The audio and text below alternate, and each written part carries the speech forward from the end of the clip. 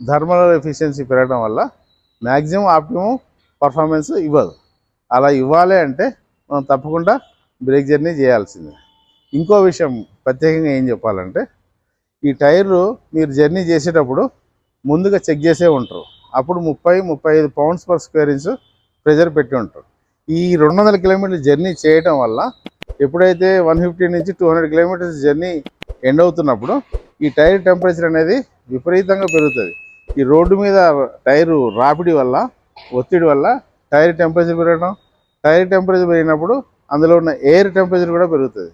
ఎప్పుడైతే air temperature పెరుగుతుందో దాని ప్రెజర్ కూడా పెరుగుతుంది.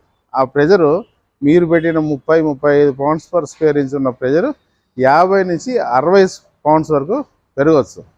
ఎప్పుడైతే tyre pressure 60 pounds per square inch వరకు చేరింది అనుకోండి, అట్లాంటి కండిషన్లో మీరు జర్నీ